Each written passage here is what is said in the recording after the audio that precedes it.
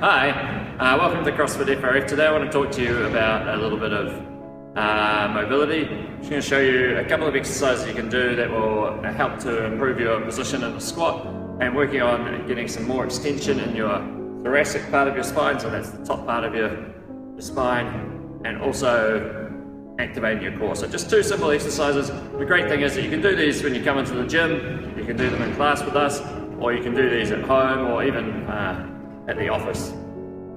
But before we get into that, I want to remind you guys that we've got some great mobility gear here and some excellent reference posters and things that you can come in and you can use those before or after class, and we encourage you to come and spend 5 or 10 minutes doing that before the class.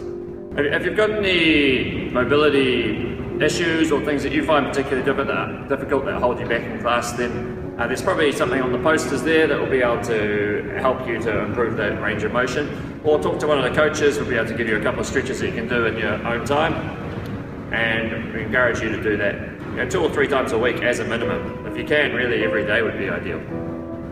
So Katie's going to help me out with demonstrating this first exercise. On this first exercise, we're just going to be looking at activating some of the muscles in her upper back, so the rhomboids, mid traps, lower traps, and meanwhile also activating her core. So the first thing to do is to stand up against the wall, and we want to keep your back as flat against the wall as possible. And it's easier if you take your feet a little bit off the wall, perhaps about a foot away from the wall.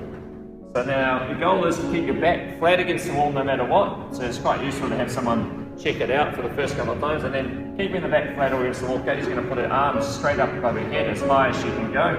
So that's to about there. So that's pretty good for Katie. That's a reasonable range of motion. Some people might only be able to get to about here. So I want you to stop where your back starts to come off the wall. So I want you to be quite aware of that. And then keeping the back flat on the wall, Katie's just going to pull her arms down. Think about pulling her shoulder blades back and down, trying to work these as close to the wall as possible.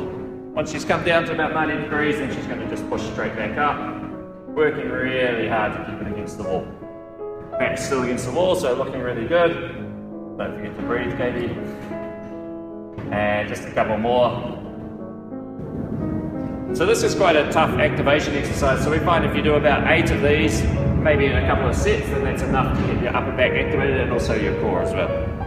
So for our next exercise, we're going to look at a core activation exercise. It's a similar sort of concept to the one we did previously. We want to be lying on the ground in this position that Katie's in here and keeping her back flat on the ground, and then she's just going to bend her knees up to 90 degrees and keep both knees at 90 degrees, and then we're just going to do a single leg drop. So Katie's going to drop this leg down towards the ground and coming back up. So when you're doing this exercise for the first time, you might find that you can't get all the way to the ground. Just demonstrate that, Katie. Awesome. So you can't get all the way to the ground without your back coming off the ground. So it can be quite helpful to put your hands just near your back so you can sort of feel that your back is staying on the ground. So the first thing to do is to do with one leg, do 8 on one leg, slow and controlled. So we're not trying to race this, and we're keeping the range of motion pretty small.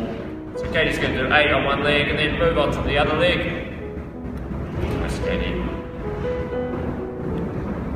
And take a rest there. So then the next thing to try is we're going to advance it a little bit by doing both legs at once. Okay, so once you've mastered the single legs, you can start with that every time, and then we can try both legs at once. So do you want to give that a go, Katie? So same thing, just start in that 90 degree position, and then just slowly down. Really good. Coming down.